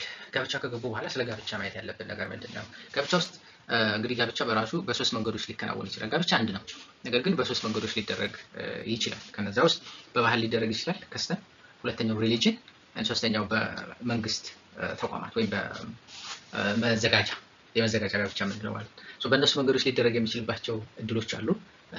ከነዚህ ከሶስቱ በአንዱ ከተደረገ ጋብቻው ህጋዊ ይሆናል። ነገር ግን እያንዳንዳቸውን በሃይማኖት ከሆነ ምሳሌ የኦርቶዶክስ ቤተክርስቲያን ብንወስድ በቁርባን ከሆነ በቁርባን፣ በተክሊል ከሆነ በተክሊል እነሱን አሟልቶ የተደረገ ጋብቻ መሆን አለበት እንጂ ላይክ ሰርጋችሁ ላይ አንድ ቄስ ተገኝተው ቀለበቱን ባርከው ስላደረጉላችሁ በኦርቶዶክስ ስርዓት መሰረት ተጋብተዋል አይደለም ይባላል። ያ በባህል ተጋብተዋል፣ በባህል ስርዓት ተጋብተዋል ነው ሊያስብል የሚችለው። በቤተክርስቲያን ስርዓት ከተባለ አይደር በቁርባን አይደር በተክሊል ቤተክርስቲያን ውስጥ ሄዶ መጋባት መቻል አለበት ማለት ነው። የሃይማኖቱን ስርዓቶች በሙሉ የጠበቀና የተከተለ የጋብቻ ስርዓት ማድረግ አለበት። በባህልም ስንሄድ እንደዛው በሲቪል ስታትስ በሲቪል ሬጅስትሪ ሲሆን ደግሞ በመዝገብ ሹም ፊት በሚሆንበት ጊዜ ምስክሮች ያስፈልጋሉ። እዛው ሄዳችሁ ሴሌብሬት ተደርጎ እዛው መዘጋጃ ምስክሮች አሉ ምስክር ተደርጎ ወዘተ የሚደረግ የጋብቻ አይነት ነው። እንግዲህ ጋብቻ ሰዎች ከተጋቡ በኋላ የሚያመጣው ኢፌክት ምንድነው የሚል ነው። የሚያመጣው ኢፌክት የመጀመሪያው ይሄ ግለሰባዊ ህይወታቸውን በተመለከተ የሚያመጣቸው ኢፌክቶች አሉ። ፐርሰናል ኢፌክትስ ኦፍ ሜሬጅ የምንላቸው ናቸው። በሁለተኛ ደረጃ ፔኩኒያሪ ኢፌክትስ ኦፍ ሜሬጅ የምንላቸው በተለይ ይሄ ከንብረት ጋር የተያያዙ ነገሮች ናቸው። ስለ ፐርሰናል ኢፌክት ስናወራ ሪስፔክት መደራረግ፣ ሰፖርት የመደራረግ፣ አሲስት የመደራረግ ኃላፊነት አለባቸው። ኮኦፕሬሽን የምንለው ማለት ነው። እንዲተባበሩ እንዲተጋገዙ ነው ያ ጋብቻ የተፈጠረው። ስለዚህ አንደኛው ኃላፊነታቸው እሱ ነው። ለዛም ነው ምሳሌ አንደኛው ስራ እየሰራ ሊሆን ይችላል እሷ ቤት ውስጥ ብትሆን ኦር እሷ እየሰራች እሱ ቤት ውስጥ ቢሆን ገንዘቡን የሚያመጣው እሱ ስለሆነ እሱ ነው ንብረቱ ሊባል አይችልም። ጋብቻ ውስጥ እስካለ ድረስ የአእምሮ ሰላም እንዲኖረው እሷ ናት የምታደርገው። ቤት መጥቶ ሲገባ ደስተኛ እንዲሆን አእምሮ በደንብ ስራው ላይ ፈንክሽን ማድረግ እንዲችል የራሷ የሆነ አስተዋጽኦ አላት ተብሎ ስለሚታሰብ እሱም በዛው መንገድ የእሷ ስራ ላይ አስተዋጽኦ አለው ተብሎ ስለሚታሰብ ነው ገንዘባቸው በጋብቻ ውስጥ የሚያገኙት በተለይ ደሞዝ እና ሌሎች ነገሮችን በተመለከተ የጋራ ነው። በምንም መንገድ ቢሆን የጋራ ንብረታቸው እንደሆነ ነው ኮንሲደር የሚደረገው የሚል የሚያስቀምጠው። ሁለተኛው ቤተሰባቸውን በተመለከተ ነው። ልጆች ፋሚሊን በተመለከተ የእሷን ፋሚሊዎች የእሱ ፋሚሊዎች በተመለከተ ኃላፊነቶች ይመጡባቸዋል ከጋብቻ ጋር በተያያዘ ማለት ነው። ሌላው አንድ ላይ መኖር አለባቸው። ኮሃቢቴሽን ነው አንደኛው የጋብቻ ፐርፐዝም ልንለው እንችላለን። አንደኛው ውጤት የሚሆን ሰዎች አንድ ላይ መኖር አለባቸው። እንግዲህ ኮሃቢት ሲያደርጉ አንጀስቲፋያብል የሆነ ሴክሹዋል ሪፊውዛል ሊኖር አይገባም ነው። ይሄ የጋብቻ ኦብሊጌሽኑን ቫዮሌት የሚያደርግ ይሆናል። ኢትዮጵያ ውስጥ እንግዲህ ባል ሚስቱን እንደፈረ ኦር ሚስቱ ባሏን እንደፈረች አይባልም፣ የለም። በመድፈር የሚያስጠይቅ አይደለም። ምሳሌ አሁን አንድ ሰው እሷ ሳትፈልግ ቀርቶ በግድ የግብረ ስጋ ግንኙነት እንድታደርግ ቢያደርጋት ባሏ ስለሆነ ደፈራት አይባልም። ደፈራት የሚለውን ቃል አንጠቀምም። ነገር ግን በሌላ መንገድ ሊጠየቅ የሚችልባቸው ሁኔታዎች አሉ። በወንጀልም በፍትሐ ብሔር አካል ላይ ጉዳት በማድረስ ወዘተ ወዘተ የመሳሰሉት ነገሮች ቢኮዝ አንደኛው ሲቪል ውስጥ ከሚመጡት ነገሮች ውስጥ ያ ፕሪዛምፕሽን ነው። እኔ እንደዛ ባደርግም እምቢ አትልም ብዬ ነው ሚስቴ አይደለች ብዬ ነው የሚል። ነገር ግን እምቢ ካለች በኋላና ፍላጎቷ እንዳልሆነ በዛ ሰዓት ከገለጸች በኋላ ካደረገው ሊያስጠይቁት ይችላሉ። ነገር ግን ስቲል ይሄን ነገር ሬፕ ብለን ለመጥራት አንችልም ጋብቻ ውስጥ ስላሉ።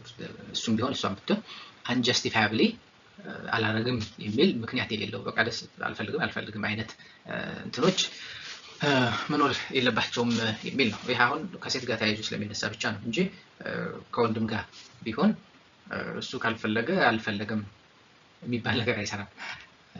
ይሄ ኃላፊነት ነው፣ ግዴታ ነው። እሱን በተመለከተ ሌላኛው መተማመን ነው። ፊደሊቲ ኃላፊነት አለባቸው። ካገባ በኋላ ሰው እንደፈለገ ወጥቶ ከፈለገው ሰው ጋር እንደዚህ ማድረግ አይችልም። ካገባ በኋላ አንድ ሰው ከሌላ ሴት ጋር ወይም አንድ ሴት ከሌላ ወንድ ጋር ግንኙነት ካደረገች እና ከተረጋገጠ በወንጀል ጭምር ያስጠይቃል። ሌላው ፔኩኒያሪ ወይም ንብረትን በተመለከተ ያለው ኢፌክት ነው። ንብረትን በተመለከተ እንግዲህ እንደተነጋገርነው ወደ ጋብቻ ከመምጣታቸው በፊት የነበራቸው ንብረቶች የግላቸው እንደሆኑ እንዲቆዩ መስማማት ይችላሉ፣ የጋራ እንዲሆኑላቸው መስማማት ይችላሉ። ነገር ግን ስቲል አንድ ሰው መኪና ይዞ ወደ ትዳር ቢገባ እና ያ መኪና የሚያስገባው ገቢ ስቲል የጋራቸው ነው የሚሆነው። መኪናው የራሱ ነው። ያ መኪና የሚያስገባው ገቢ ግን ከዛ በኋላ የጋራ ንብረታቸው እንደሆነ ነው የሚቆየው። ተሽጦ አሁን ያ መኪና ቢሸጥ በድንገት መሀል ላይ ያሉ ጋብቻቸው ላይ እንደገና ሄዶ ፍርድ ቤት መኪናዬን ስለሸጥኩትና እንደዚህ ስላደረኩ ይሄን ያክል ገንዘብ የግል ንብረቴ ነው በሚል መዝገብልኝ ብሎ በፍርድ ቤት ማስመዝገብ መቻል አለበት እንጂ አንዴ መኪናውን ከሸጠ በኋላና ሌላ ነገር ካደረገ ያ የተደረገው አዲሱ ነገር ምንም እንኳን የግል ንብረቱን ሸጦ ቢሆንም ስቲል የጋራ ንብረታቸው እንደሆነ ይቆጠራል። ስለዚህ የግል ንብረታቸውን ሽጣችሁ የሆነ ነገር ስታደርጉ ወይም ሌላ መለወጥ ስትፈልጉ ምን ስትሉ እንደገና ፍርድ ቤት ሄዳችሁ የግል ንብረት መሆኑን ማስመዝገብ ማረጋገጥ እና እውቅና ማሰጠት መቻል አለባችሁ። ንብረትን በተመለከተ ያለው ግንኙነት ጠበቅ ያለ ነው። አንደኛው ለዚህኛው ምክንያት የሚሆነው በብዛት ያደጉት ሀገር ላይ ስትመለከቱ ሰዎች ንብረታቸውን በተመለከተ እንደፈለጉ መስማማት ይችላሉ የሚል ነው። እኛ ሀገር ግን በብዛት ትራዲሽናሊ እንደምትመለከቱት ብዙ ነገሮች በወንዱ ቁጥጥር ስር ያሉ ነገሮች ይሆናሉ። ሴቷ ቤት ስለምትሆን ንብረቶች የሚመዘገቡበት በሱ ስም ነው። ሰምታይምስ ገንዘቦች የሚገቡበት በሱ ስም ነው። ብዙ ነገሮች የሚደረጉት በሱ ነው። ያንን ተከታትሎ በኔም ይሁን የማለት አይነት ቴንደንሲው የለም። አንድ ሁለት ንብረትን ኮንሲደር አድርጎ ፍቺ ቢፈጠር ፍቺ እንደዚህ ቢሆን ይሄ ነገር እንደዚህ ብሎ ያንን ኮንሲደር አድርጎ እዛ ሂደት ውስጥ የሚገባም ስላልሆነ እንደ ማህበረሰብ ሴቱን ባህሉም እንደዛ ስለማይፈቅድ ግድ ህጉ ደግሞ ያንን ሪንፎርስ በሚያደርግ መንገድ ፕሮቴክት የማድረግ አይነት ስራ ነው እየሰራ ያለው። ሰዎች ስለ ንብረት እንዳይጨነቁ የሚፈጠረውን ነገር ማሰብ ትተው ትዳራቸው ላይ ትኩረት እንዲያደርጉ እድሉን ለመስጠት ያስችል ዘንድ ነው ይሄኛውም አማራጭ የቀረበበትና የተቀመጠበት ምክንያት። ንብረትን በተመለከተ ሰዎች ጋብቻ ውስጥ ሆነው ምንም አይነት የግል ንብረት ማፍራት አይችሉም። በስጦታ ኦር ውርስ የሚያገኙት ነገር ስፔሲፊክሊ ለግለሰቡ ተብሎ የሚሰጥ ነገር ካልሆነ በቀረ ማለት ነው። ሌላ አንድ ባለትዳሮች አንደኛው ግለሰብ ብድር ቢበደር የዛ ግለሰብ ብድር ብቻ ከሆነ በኋላ ከፍች በኋላ ችግር ቢነሳ ከሆነ መሀል ላይ ቢነሳ ክሱን ሲያቀርብ የሰውየው የአንደኛው ተጋቢ ወይ የባል ወይ የሚስት ብቻ እንደሆነ ከተረጋገጠ ንብረታቸው ሊኩዴት ሊደረግ ይችላል። ንብረታቸው ሊከፈልና ይሄ እሱ ንብረት ነው፣ ይሄ እሷ ንብረት ነው፣ ከሱ ንብረት ላይ ነው መጠየቅ የሚችለው ብድሩን የሰጠው ለሱ ስለሆነ ማለት ነው። ነገር ግን ያ ገንዘብ ለቤት አገልግሎት ቤታቸውን ለማሳደግ ቤታቸውን የጎደል ነገር ለመሙላት አውሎት ከሆነ የሁለቱም ዕዳ ይሆናል። ነገር ግን አንደኛው ለአንደኛው ብቻ የገባ ዕዳ ከሆነ ከዛ ሰው ንብረት ላይ ብቻ ነው የሚጠይቀው። ነገር ግን ከዛ ሰው ንብረት ላይ ካጣ ስቲል ወደ እሷም ሄዱ ከእሷም ንብረት የሚወስድባቸው ሁኔታዎች ይፈጠራሉ። ቢኮዝ ዳር ባልና ሚስት አፍተሩ እሱ ያጠፋውን ገንዘብ እሷ ሳትጠቀምበት ያለፈችበት ሁኔታ ይኖራል ተብሎ ግምት ሊወሰድ ስለማይችል እሱን በተመለከተ ነው። ሌላኛው እንግዲህ እዚህ የምንመለከተው ከጋብቻ በኋላ ወይም ጋብቻው ሲፈርስስ ነው። ይሄ ፖስት ሜሬጅ የምንለው ነው። ፖስት ሜሬጅ እንግዲህ ስንመለከት በዋናነት ቅድም እንዳነሳ ነው በህግ ሊፈርስ ይችላል፣ በፈቃዳቸው በሙቹዋል ኮንሰንት ሊፈርስ ይችላል፣ አንደኛቸው ጠይቀው ጋብቻው ሊፈርስ ይችላል። እሱን ተከትሎ የሚመጣው ውጤት ምንድነው? ልጆችን በተመለከተ ሊኩዴት የማድረግ ንብረታቸውን የኮመን በተለይ ይሄ የጋራ የሆኑ ንብረቶቻቸውን እንዴት አድርገው መከፋፈል እንዳለባቸው ለማወቅ ዲዞሉሽን ከተደረገ በኋላ ከጋብቻው መፍረስ በኋላ ንብረታቸውን በተመለከተ ሊኩዴት እንዲደረግ ህጉ ያዛል። እንግዲህ እዚህ ጉዳይ ላይ አብሬ እንድንመለከት የምፈልገው ኢሬጉላር ዩኒየንን በተመለከተ ነው። ኢሬጉላር ዩኒየን ማለት እንግዲህ ሰዎች እንደ ጋብቻ ይሄ ጋብቻ በሚባሉ በሶስቱ መንገዶች ጋብቻ ሳይፈጽሙ ወይም የታወቀ ጋብቻ ሳይኖራቸው አንድ ላይ መኖር የሚችሉበት ሁኔታ ሲፈጠር አንድ ላይ የሚኖሩባቸው እንግዲህ በተለያዩ ምክንያቶች ሊሆን ይችላል። አንድ ጋብቻ የሚባለውን ኮንሰፕቱን በራሱ ዝቅ አድርጎ ከመመልከት ሊሆን ይችላል። ሁለተኛው እንደዚህ አይነት ኑሮ ውስጥ እንዲገቡ የገፋቸው ሰማው ኢኮኖሚክ የሆነ ሪዝን ሊሆን ይችላል። ሰዎች አሁን ላይ ሁለት ቤት ከመክፈል አንድ ቤት መክፈል ይሻላል የሚል በእጮኝነት ጊዜያቸው ወይም በጓደኝነት ጊዜያቸው ገና ሪሌሽንሺፕ ውስጥ እያሉ አንድ ላይ መኖር ይጀምራሉ። ስለዚህ በዛ ሁኔታዎች ውስጥ የሚኖሩባቸው ሁኔታዎች ይኖራሉ። እሱን በተመለከተ በምን መንገድ ነው ሬጉላር ዩኒየንን እንደ ባልና ሚስት ኮንሲደር የሚደረጉት ምን አይነት ኢፌክትስ ነው የሚኖረው የሚለውን ጉዳይ እንመልከት። በዋናነት ሌጋል ፕሮቴክሽን ያስፈልገበት ምክንያት ምንድነው? ማህበረሰቡ እያደገ በመጣ ቁጥር በተለይም ወደ ከተማዎች አካባቢ እንደዚህ አይነት ነገሮች በደንብ እየተስፋፉ መጥተዋል። ወደ ገጠሩ እሱን አትመለከቱም። ነገር ግን እድገት ሲቪላይዜሽን በመጣ ቁጥር እንደዚህ አይነት ቴንደንሲዎች እየሰፉ ይመጣሉ።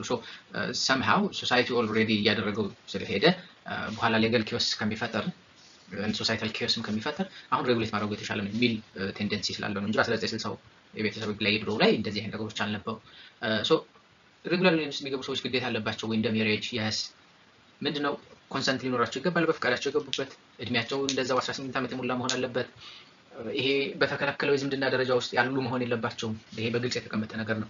ይሄ በግልጽ ያስቀመጠው ነገር ባይሆንም ከጋብቻ ላይ ቀጥታ አምጥተን እዚህኛውም ጋር እንወስደዋለን። ቢኮዝ አፍተር ኦል ከሆነ ጊዜ በኋላ የጋብቻ ተመሳሳይ የሆነ ኢፌክት እንደሚፈጥሩ ስለምናውቅ ለጋብቻ የተከለከሉ ነገሮች ወይም እንዳይደረጉ የተደረጉ ነገሮች በሙሉ ኢፌክት ወይም በአናሎጂ እዚህ ማምጥተን ተግባራዊ እናደርጋቸዋለን ማለት ነው። ሌላኛው እንግዲህ ምንድነው የሚፈጥረው ውጤት ነው። ሰዎች አንድ ላይ ኖሩ ዘን ዋት ምንድነው የሚፈጥረው? ቤተሰብ አንድ ላይ ይኖራል እና ከልጁ ጋር ምናምን ከነዛ የተለየ ምንድነው የሚያመጣው ውጤት የሚለውን ጉዳይ እንመልከት። የመጀመሪያው እንደ ባልና ሚስት ከዘመዶቹ ጋር ዝምድና እንዲኖር አያደርግም።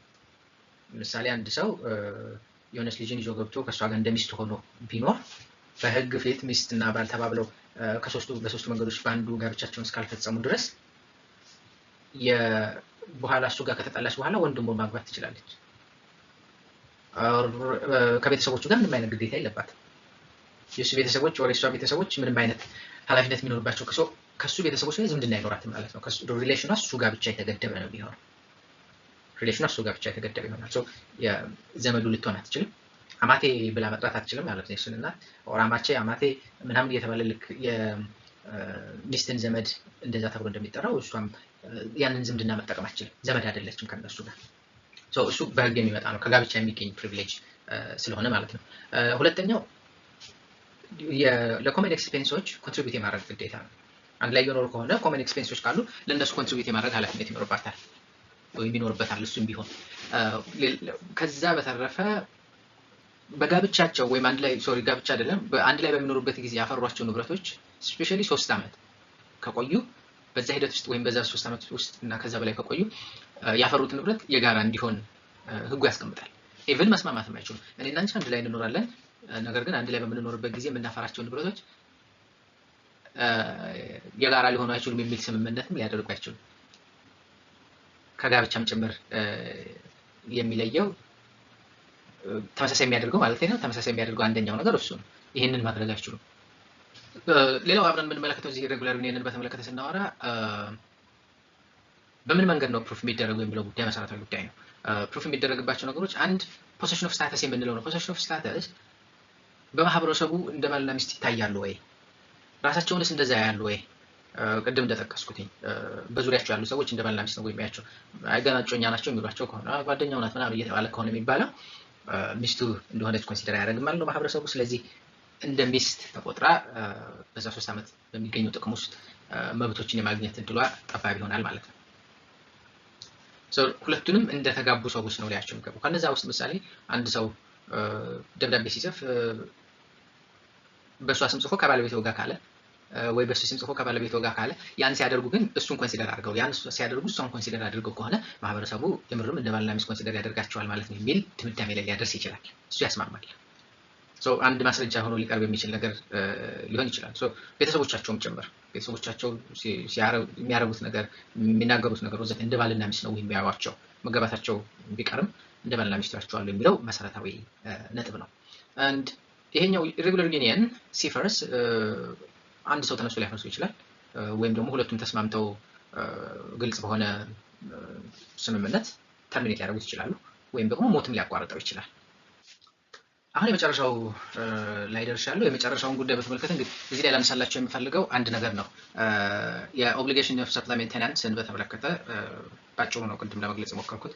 አሁን መጨረሻ ላይ አንዳንድ ሀሳቦችን ላንሳና እዚሁ ላይ ፕሮግራሜን ቋጫለሁ። ለዚህኛው እንግዲህ ቅድም እንዳነሳ ነው የሆኑ ዘመዶች ወይም በቅርብ ያሉ ሰዎች ተቸግረው ስትመለከት እርዳታ ማድረግ አለብህ ማገዝ አለብህ የሚል ነው። ነገር ግን በዚህ ግዴታ ውስጥ የሚካተቱት ምንድን ናቸው? ሰዎች ተቸገሩ የሚባለው መቼ ነው? በምን ሁኔታ ነው? እኔስ የማገዝ ግዴታ የሚኖርብኝ ምን ጉዳዮችን በተመለከተ ነው የሚለውን ጉዳይ መመልከት ያስፈልጋል። ከነዛ ውስጥ እንግዲህ ለህይወት ለማስቀጠል በደንብ ኢንዲስፔንሳብል የሚባሉ ነገሮች ቤት አጥቶ ከሆነ ሰውየው ለኪራይ የሚከፍለው፣ ልብስ አጥቶ ከሆነ መልበስ ካልቻለ፣ ለህክምና አገልግሎት፣ ለትምህርት፣ ለትራንስፖርቴሽን ዲፔንዲንግ ኦን ይሄ የኑሮ ሂደታችን የኑሮ ደረጃችን በተለይ በእኛ ማህበረሰብ ውስጥ ባለው ስታንዳርድ መሰረት መኖር ካልቻለ አንድ ሰው በቅርቡ ያሉ ዘመዶች ኃላፊነት ይኖርባቸዋል።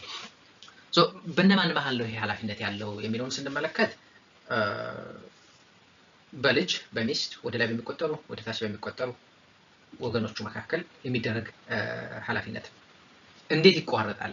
ይሄ ኃላፊነት ገንዘብ የመስጠት ወይ የማገዝ ኃላፊነት ለዘላለም ነው ወይ? ለዘላለም አይደለም፣ ይቋረጣል። መቼ? አንደኛ ተስማምተው ሰዎቹ ሊያቋርጡት ይችላሉ። መሰረታዊ የህጉን ዓላማ አፌክት በማያደርግ መንገድ ሊያቋርጡ የሚችሉበት ሁኔታ ይፈጠራል። ሌላው የክሬዲተር ወይም ደግሞ ገንዘብ የሚቀበለው ሰው ከሆነ ጊዜ በኋላ ስራ ሊያገኝ ይችላል። ገንዘብ ማግኘት የሚችልባቸው ሲቹዌሽኖች ሊፈጠሩ ይችላሉ። እነዛ ነገሮች በሚፈጠሩበት ሰዓት ይሄ ኃላፊነቱ ከሰውየው ላይ ከዴተሩ ላይ ይነሳለታል ማለት ነው። ስለዚህ ከዛ በኋላ ኖ ሞር ያንን ክፍያ መክፈል አይጠበቅበትም፣ ቢኮዝ ሰውየው በራሱ ገንዘብ መስራት እየቻለ ስለሆነ። ሌላኛው እንግዲህ በተለያየ መንገድ ችግሮች ሲፈጠሩ ዴተሩ ኢኔብል ሲሆን፣ ምክንያቱም ይሄኛውም ሰውየው አሁን እርዳታ የሚያደርገውም ሰው እርዳታ የሚፈልግበት ሲቹዌሽን ውስጥ ሊወድቅ ይችላል።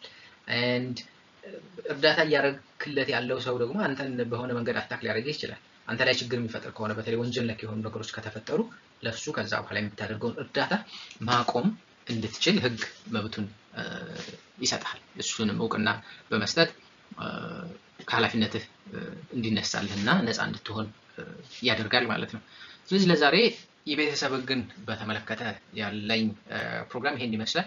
በተወሰነ መንገድ ሊነኩ የሚገባቸውን ነጥቦች በሙሉ አድሬስ አድርጌያለሁ ብዬ አስባለሁ። እንግዲህ ለዝግጅት አትሊስት በተወሰነ መልኩ እንደሚረዳ ተስፋ አደርጋለሁ። መልካም የንባብ ጊዜ። ቻው ቻው።